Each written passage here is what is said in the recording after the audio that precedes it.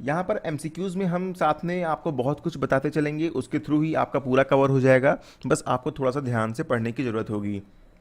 यहाँ पर दिया होगा Kiefer is a keypad that can be use to. ठीक है,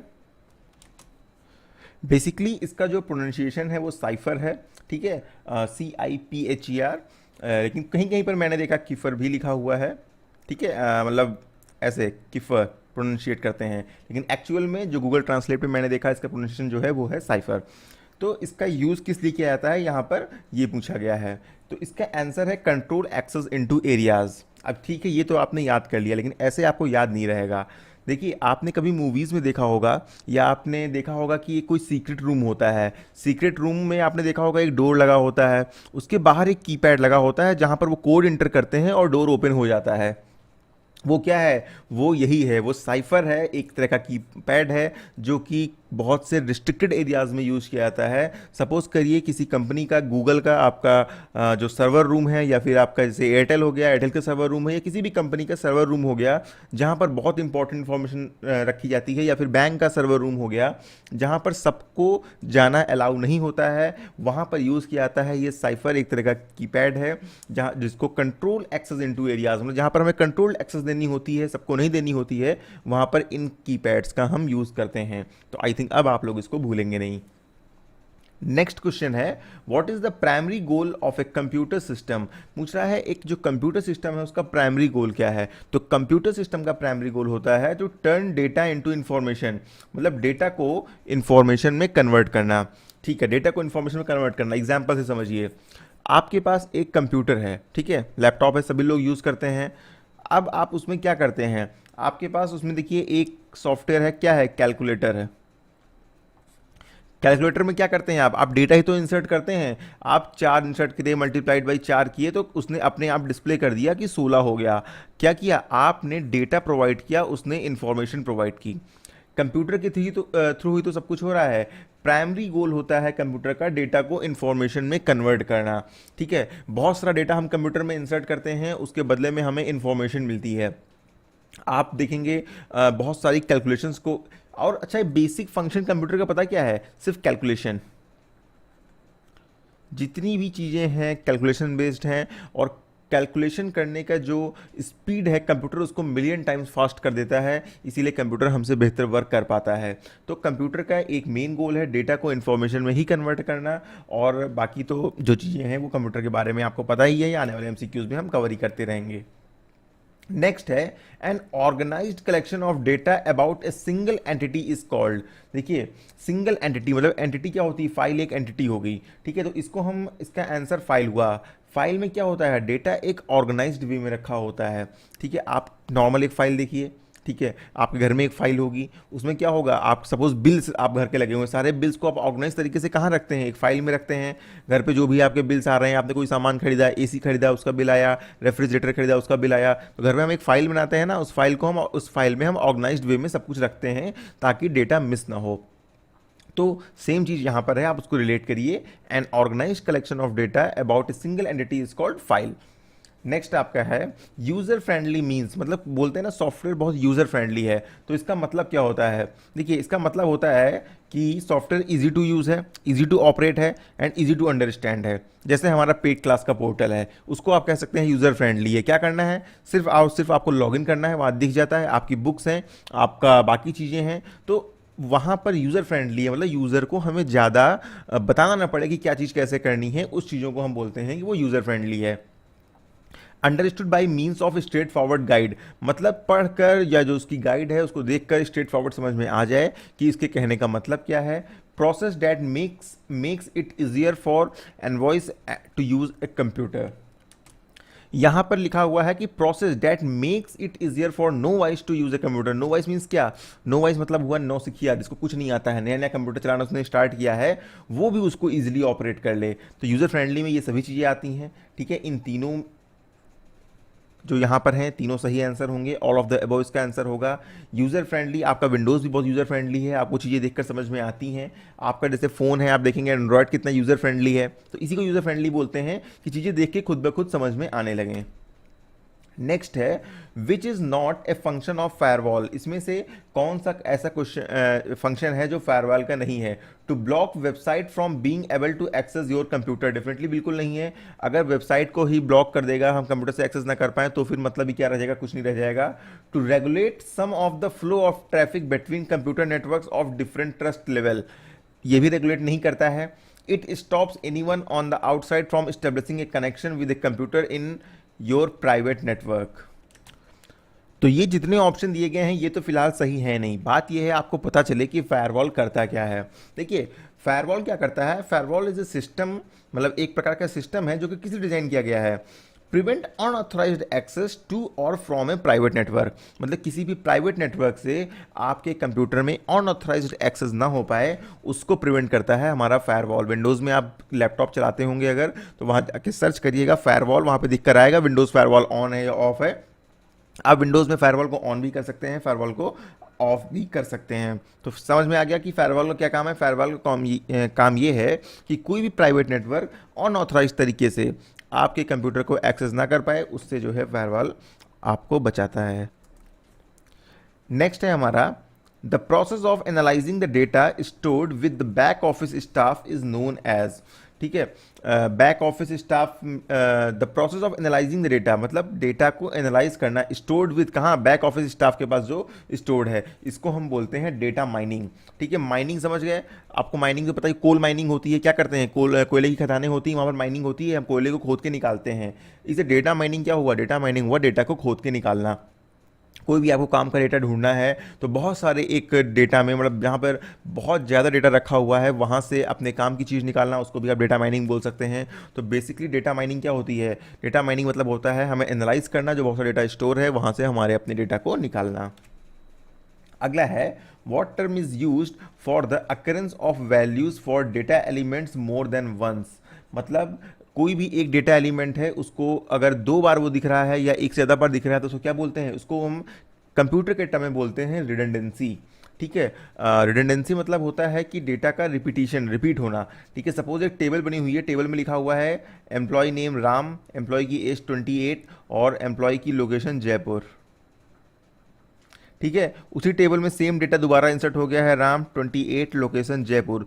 तो ये क्या हुआ, यहाँ पर रिडंडेंट डेटा हो गया, डेटा रिपीट हो गया। ठीक है, term is used for the occurrence of values for data elements more than once, मतलब कोई भी डेटा अगर एक से ज़्यादा बार हो रहा है तो उसको हम ये बोलते हैं।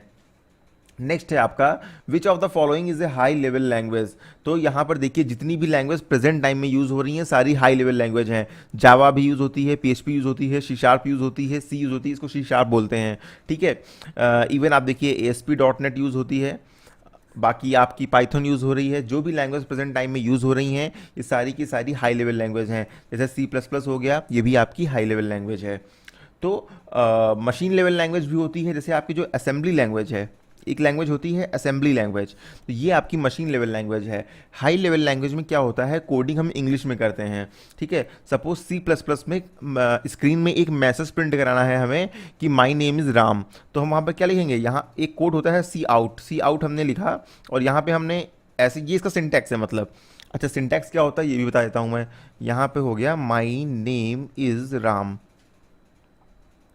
ठीक है, अब इस कोड के अंदर हम जो भी लिखेंगे वो प्रिंट हो जाएगा आपका स्क्रीन पर। ये एक C++ लैंग्वेज में एक कोड है। ठीक है, तो अभी आपके उसमें एग्जाम में ये भी पूछ सकते हैं कि सिंटेक्स क्या होता है। सिंटेक्स एक प्री डिफाइंड कोड होता है हमें जिसके अंदर लिखना है। जैसे C++ लैंग्वेज में हमें किसी भी मैसेज को प्रिंट कराने का जो सिंटेक्स है वो ये है सी आउट।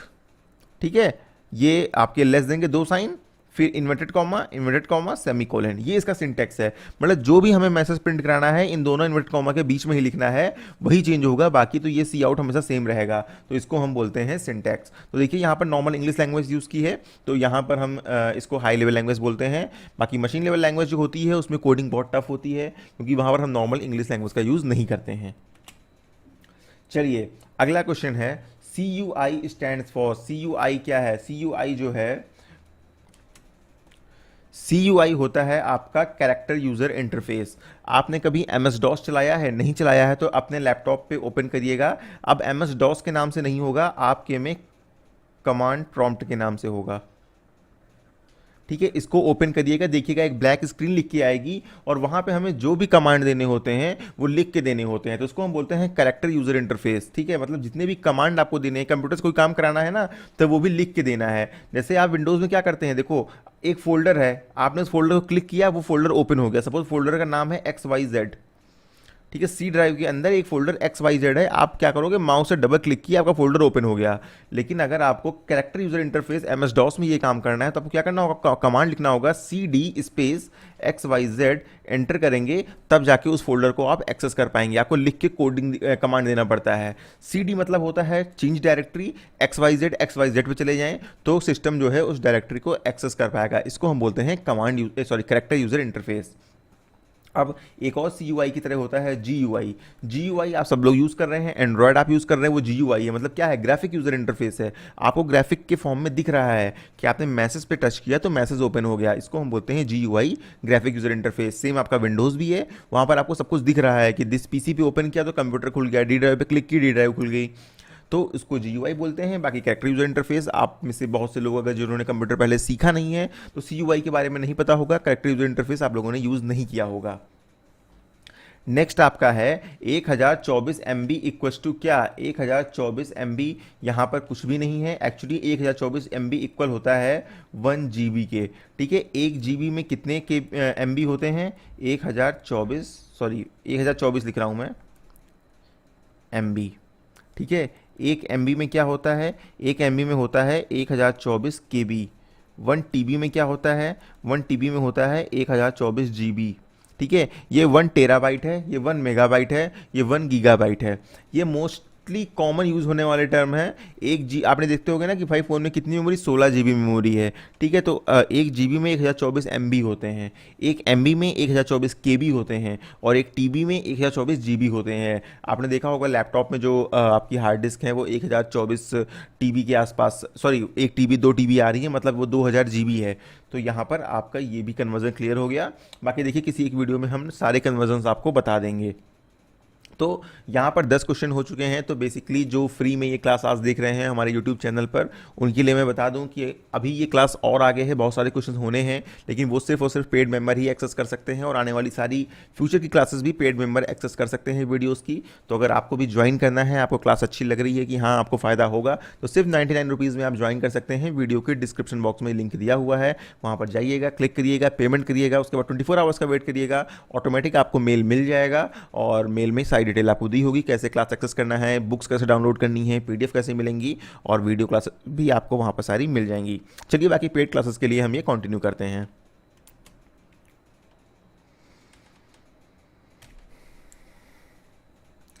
अगला है आपका what is shortcut key to print the current page और डॉक्यूमेंट। देखिए किसी भी पेज को प्रिंट करने के लिए शॉर्टकट जो होता है वो Ctrl+P होता है, इसको आप याद कर लीजिए। एक वीडियो हम शॉर्टकट की लाएंगे जिसमें हम सारे शॉर्टकट कीज आपको बताएंगे, और कोशिश करेंगे दिखा भी दें करके, ताकि आपको इजिली याद हो जाए। .jpeg स्टैंड्स फॉर, देखिए ये इमेज का फॉर्मेट होता है। जो आप फोटो सेव करते हो ना, देखिए कंप्यूटर में कुछ भी सेव करते हो आप, फोटो डॉक्यूमेंट, सबका एक एक्सटेंशन होता है, इसको हम बोलते हैं एक्सटेंशन।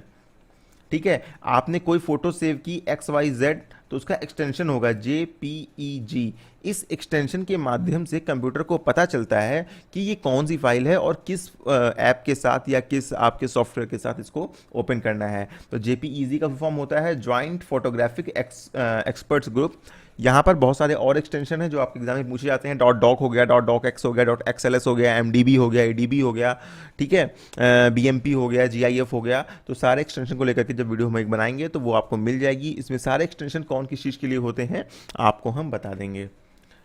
नेक्स्ट है who was the inventor of world wide web. World wide web का इन्वेंशन किसने किया था? वर्ल्ड वाइड वेब का जो इन्वेंशन है वो किया था टिम बर्नर्स-ली ने, और ये तो याद करने वाली ही बात है। बाकी मार्क जकरबर्ग आपको पता होगा, ये फाउंडर है फेसबुक के। बाकी यहाँ पर थॉमस रियर्डन, ये एक अमेरिकन कंप्यूटर प्रोग्रामर हैं जिनकी पहले एक कंपनी भी थी कंट्रोल लैब्स के नाम से। तो ये इतने इंपॉर्टेंट नहीं है, ये ऊपर के दो आपके लिए इंपॉर्टेंट है, मार्क जकरबर्ग और टिम बर्नर्स-ली, आपको ये याद करना होगा। Logo of Amazon.com indicates that. Amazon का आपने लोगो देखा है, नीचे ऐसे कुछ बना होता है, A लिखा होता है, ठीक है। तो उसमें मतलब क्या है? मतलब ये है you can get everything from A to Z, मतलब आपको अमेजोन पे ए टू जेड सारा सामान मिल जाएगा, ये लोगो जो है वही इंडिकेट करता है। आप एक बार जाके लोगो देखिएगा, आपको खुद पता चल जाएगा। The first spam email was sent by, तो देखिए पहला स्पैम ईमेल जो है वो आप नाम याद कर लीजिए, गैरी ठोर्क नाम से जो शख्स थे उन्होंने पहला स्पैम ईमेल सेंड किया था। तो ये भी नाम आपको याद ही करना पड़ेगा और कोई ऑप्शन आपके पास है नहीं। विच of the following is the part of a computer that one can touch and feel. देखिए आप अभी जैसे ये स्लाइड मेरी चल रही है तो पावर पॉइंट पे चल रही है, लेकिन इसको टच करके फील तो नहीं कर सकते हो ना, सिर्फ देख सकते हो। ये यहाँ पर देखिए स्क्रीन रिकॉर्डिंग का सॉफ्टवेयर चल रहा है, सिर्फ इसको हम देख सकते हैं, फील नहीं कर सकते हैं। स्क्रीन पे ये आउटपुट शो हो रहा है, इसको भी हम देख सकते हैं, सिर्फ फील नहीं कर सकते हैं। तो हार्डवेयर ही एक ऐसी चीज़ है जिसको आप फील कर सकते हो। प्रिंटर क्या है, प्रिंटर को छू के फील कर सकते हो, माउस को छू के फील कर सकते हो, तो हार्डवेयर को आप छू के फील कर सकते हो। Dash is an invalid type of database की, देखिए स्ट्रक्चर्ड प्राइमरी की जो है वो एक इनवैलिड टाइप की है, ये भी आपको याद करना होगा। वैसे ये क्वेश्चन आपको याद करने की जरूरत नहीं है, आपके एग्जाम में मोस्ट प्रॉब्ली ऐसे क्वेश्चन इतने टफ क्वेश्चन नहीं आएंगे, लेकिन फिर भी याद कर लीजिए, क्या पता है आ ही जाए। Which of the following layers of the OSI model are included in the lower layer. देखिए physical transport, data link and network, ये 4 लेयर होती हैं जो कि सबसे निचली लेवल की लेयर होती हैं, सबसे लोअर लेयर होती हैं। OSI मॉडल की डेडिकेटेड वीडियो हम बनाएंगे, उसमें आपकी सारी लेयर कवर करेंगे, top layer, middle layer, lower layer, जो कुछ भी है सब कुछ उसमें हम कवर करेंगे। फिलहाल आप याद कर सकते हैं फिजिकल ट्रांसपोर्ट, डेटा लिंक और नेटवर्क लेयर जो हैं वो OSI मॉडल की सबसे नीचे की लेयर्स होती हैं। नेक्स्ट है this component is required to process data into information and consist of integrated circuit. देखिए सेंट्रल प्रोसेसिंग यूनिट जो CPU होती है उसको हम बोलते हैं मेन दिमाग कंप्यूटर का, सारा डेटा वहीं पर प्रोसेस होता है। और आपकी जो ALU है, अर्थमेटिक लॉजिकल यूनिट, वो भी आपकी CPU के अंदर ही इनबिल्ट होती है। तो सारी कैलकुलेशन, सारा डेटा का प्रोसेस वहीं पर होता है, आप याद कर लीजिए इसको। हार्ड डिस्क में क्या होता है, परमानेंट डेटा स्टोर होता है। रैम में क्या होता है, डेटा टेम्परेरी स्टोर होता है। रोम में क्या होता है, डेटा परमानेंट स्टोर रहता है, कुछ भी मॉडिफाई नहीं होगा। कंप्यूटर में कोई चीज़ परमानेंट स्टोर करनी है तो वो रोम में स्टोर होती है, ठीक है। तीनों हार्ड डिस्क, रैम और रोम, तीनों एक प्रकार की स्टोरेज डिवाइसेस हैं। CPU आपकी कैलकुलेशन करती है, डेटा का प्रोसेस करती है। Database redesign is not terribly difficult if the database is well designed. मतलब अगर डेटाबेस वेल डिजाइंड है तो फिर उसको दोबारा डिजाइन करने में कोई भी दिक्कत नहीं आएगी, ये तो आप देख के ही बता सकते हो, ठीक है। Which part of the computer displays the work done. तो क्या मॉनिटर डिस्प्ले करता है, बेसिक सी बात है। और क्या करेगा, प्रिंटर तो डिस्प्ले करेगा नहीं, पहले मॉनिटर होगा वही डिस्प्ले करेगा, फिर आप उसका प्रिंट जरूर ले सकते हो। तो मॉनिटर डिस्प्ले करता है कि आपका वर्क कंप्लीट हो गया है। The primary goal of a computer system is to turn data into information, आपको बता चुका हूँ, सॉरी यहाँ पर रिपीट हुआ है क्वेश्चन। नेक्स्ट है which of the following is the communication protocol that sets the standard used by every computer that access web based information. देखिए इसमें पूछा गया है कि कौन सी आपकी प्रोटोकॉल है जो कि एक प्रीसेट प्रोटोकॉल है वेब पेजेस को एक्सेस करने के लिए। अब आप देखो, आप इंटरनेट चलाते हो, आप देखो URL के आगे हमेशा लिखा होता है HTTP, फिर आगे आपने जैसे लिखा है goldencareer.co.in। तो ये HTTP क्या है, ये एक स्टैंडर्ड प्रोटोकॉल है जो वेब पेज को समझने में मदद मिलती है इसके थ्रू। इसका फुल फॉर्म क्या है, इसका फुल फॉर्म है हाइपर टेक्स्ट ट्रांसफर प्रोटोकॉल, ठीक है। इसी प्रोटोकॉल के थ्रू जो है वेब पेज का कम्युनिकेशन आपस में होता है, एक कंप्यूटर से सर्वर की ओर, सर्वर से कंप्यूटर की ओर, जहाँ भी साइट स्टोर है जो भी है, ठीक है। तो इसका फुल फॉर्म भी पूछा जाता है, याद कर लीजिए, hyper text transfer protocol.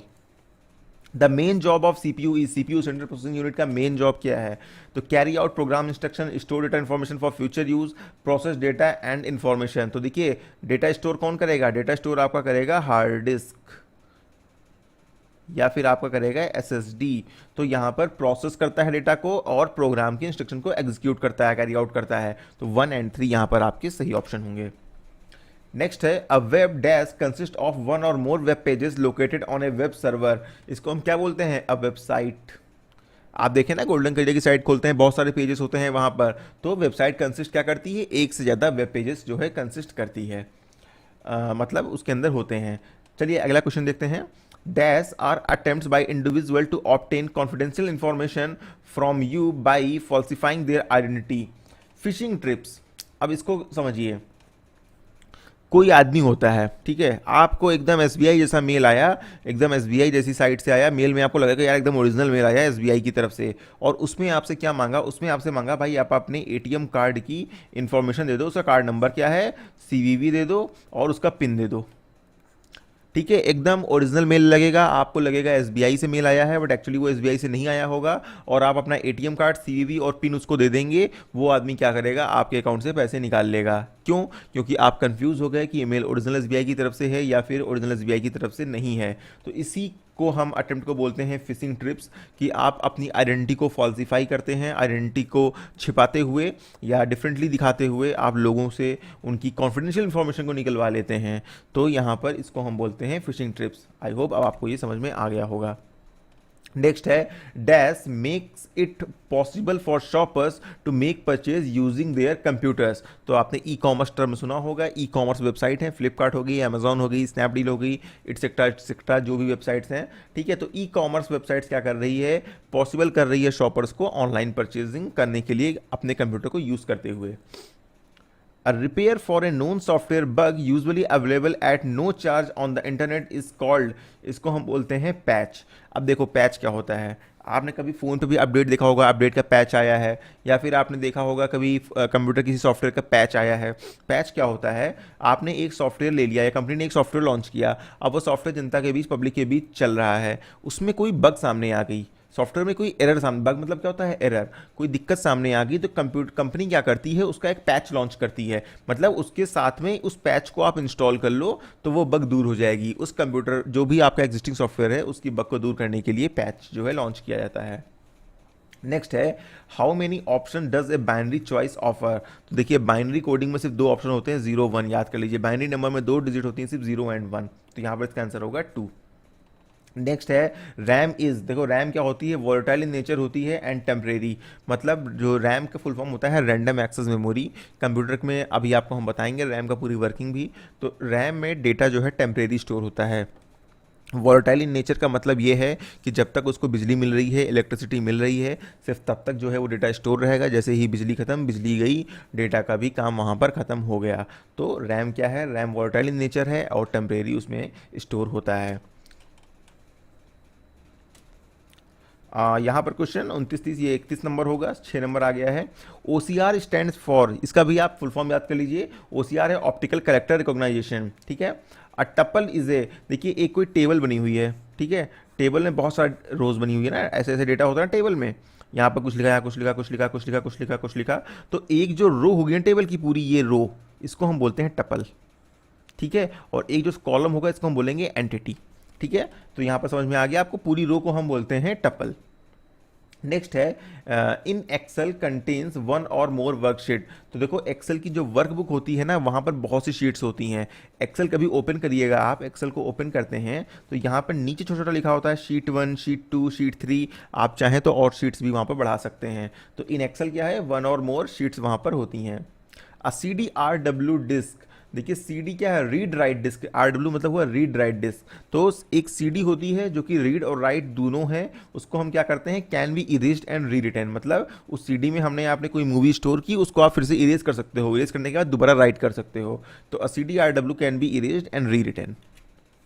Next question है which of the following are advantage of CD-ROM as a storage media. देखिए CD-ROM is an inexpensive way to store large amount of data and information. क्या है, CD-ROM really बहुत inexpensive है, बहुत ही सस्ती है। अभी आप 4 GB की पेन ड्राइव लेने जाओगे तो वो आपको कम से कम 300 रुपये की मिलेगी, 200 रुपये की मिलेगी। लेकिन अगर आप 4 GB की एक DVD लेने जाओगे तो वो आपको 8-10 रुपये की मिल जाएगी। लेकिन DVD चलते चलते ख़राब होती है, जो CD DVD है डेफिनेटली इनएक्सपेंसिव है, लार्ज अमाउंट का डेटा बहुत कम पैसे में इकट्ठा कर सकते हो, लेकिन वो ज़्यादा दिनों तक टिकेगा नहीं, आपके पास रखे रखे भी डेटा ख़राब हो जाता है, CD DVD ख़राब हो जाती है, स्क्रैच आ गए तो ख़राब हो जाती है। इसीलिए वहाँ पर डेटा सेफ ज़्यादा नहीं है, लेकिन डेफिनेटली बहुत ही सस्ते में आप एक लार्ज अमाउंट का डेटा CD DVD में स्टोर कर सकते हो। तो चलिए उम्मीद करता हूँ आपको ये वीडियो पसंद आई होगी। फर्स्ट क्लास आपकी यहाँ पर ओवर होती है, फर्स्ट क्लास नहीं जो भी वीडियो है ओवर होती है, एंड नेक्स्ट MCQ का वीडियो बहुत जल्द आपको मिलेगा। Thank you and all the very best for your future.